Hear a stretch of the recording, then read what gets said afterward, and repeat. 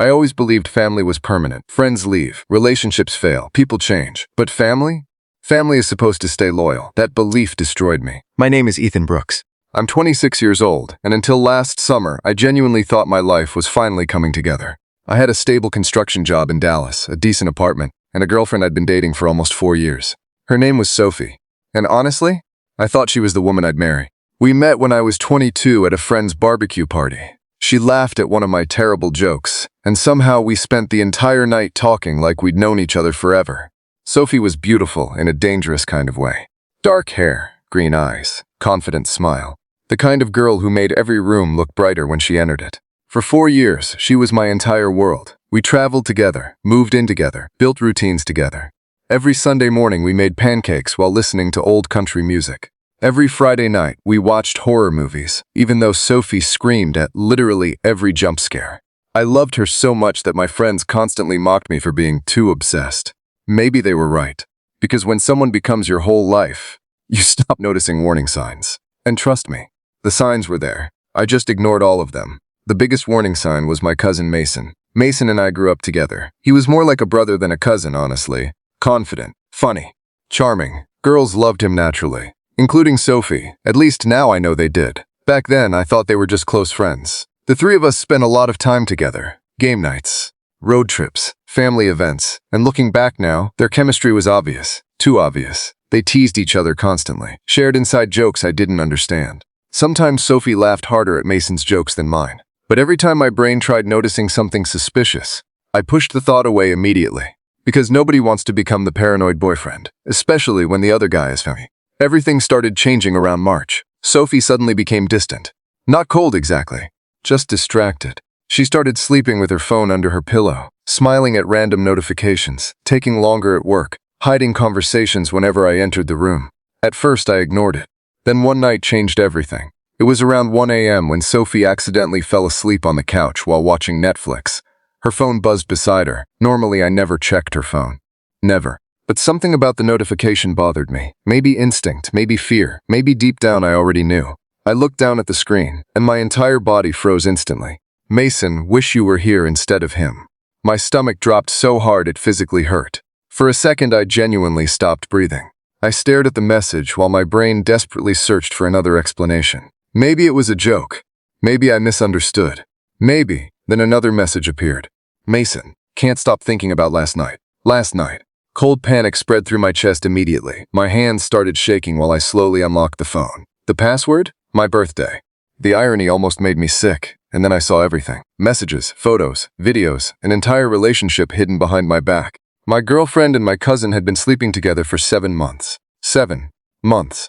While I worked overtime saving money for an engagement ring, they were sneaking around behind my back. But honestly, the cheating wasn't even the worst part. The worst part was how they talked about me. Like I was stupid. Like I was weak. One message nearly made me throw the phone across the room. Mason, he trusts us too much, Sophie replied. That's what makes it easy. 4 years together reduced to a joke. I sat there in complete silence while Sophie slept peacefully beside me. And suddenly, I didn't recognize my own life anymore. I kept scrolling through messages until I found something that made my blood run cold. Mason, you think he'll propose soon, Sophie? Definitely. He's already saving money. Mason, perfect. Perfect? My heartbeat slowed dangerously. Then came the next message. Sophie, once we're engaged, everything gets easier. I physically felt sick, because suddenly this wasn't just cheating. This was manipulation, planning, using me, the engagement ring, the future. Everything. And the deeper I scrolled, the uglier the truth became. They mocked my job, my appearance, even private insecurities I told Sophie during vulnerable moments. Mason literally joked about how predictable I was, and Sophie laughed. That hurt more than the affair itself. Eventually, Sophie moved slightly on the couch beside me. I locked the phone instantly. For one dangerous second, I almost confronted her immediately. Almost screamed, almost broke down. But instead, I stayed quiet, because suddenly I wanted answers more than emotions. The next morning, I acted normal. And honestly, that was the hardest part. Sophie kissed me goodbye before work like nothing happened. Like she hadn't betrayed me for 7 straight months. That same afternoon, Mason called me. Yo, barbecue at my place Saturday? His normal tone nearly made me lose control. Sure, bring Sophie. The audacity was unbelievable. By Saturday, I'd already gathered screenshots from Sophie's phone. Every message, every photo, every disgusting joke about me. And I had a plan. A very dangerous plan. Saturday night arrived. Mason's backyard overflowed with people drinking, laughing, listening to music. Family, friends, coworkers, everybody I cared about. Sophie stood beside me, smiling beautifully while talking to my aunt. And watching her act innocent honestly terrified me. How do people fake love this naturally? At one point, Mason walked over carrying beers. "Glad you made it." I stared directly into his eyes while taking the drink. Wouldn't miss it. For a second. I swear he looked nervous. Good. He should been. An hour later, everybody gathered near the patio while music played loudly in the background. And that's when Mason made the biggest mistake of his life. He got drunk. Very drunk. Drunk enough to become careless. At one point, he wrapped an arm around Sophie's waist in front of everybody. Tiny movement. Quick. But I saw it. And worse, so did my sister. She looked confused immediately, then suspicious. Sophie quickly stepped away, but it was already too late. The tension started building instantly. People notice more than cheaters think they do.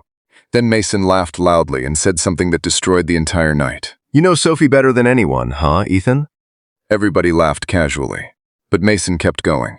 Actually, maybe not better than everyone. Silence. Tiny silence. But enough. Sophie's face lost color instantly. And I realized something important. He didn't just get drunk. He got reckless. That's when I stood up slowly, heart pounding, hands shaking, and pulled my phone from my pocket. "Actually," I said quietly, "I think you know her pretty well too." The entire backyard went silent. Sophie looked terrified immediately. "Ethan," I ignored her. Then I connected my phone to Mason's outdoor TV screen and displayed the screenshots, every single message. Gasps exploded across the backyard instantly. My aunt covered her mouth. My sister whispered, "Oh my God," and Mason? He looked completely frozen. The first screenshot appeared huge across the screen. "He trusts us too much, then another. Then another. Every secret, every betrayal, every joke about me. Public. Exposed." Sophie started panicking immediately. "Ethan, stop." But I didn't, because after 7 months of humiliation, they deserved worse. Mason finally stepped forward angrily. "You're acting crazy." "Crazy?" I laughed in disbelief. Then I looked directly at him and asked the question that destroyed him completely. "So tell everybody when you started sleeping with my girlfriend." Dead silence. Pure dead silence. Nobody moved. Nobody spoke. And that's when Sophie accidentally ruined both of them forever. Because through tears, she whispered, "It was only supposed to happen once.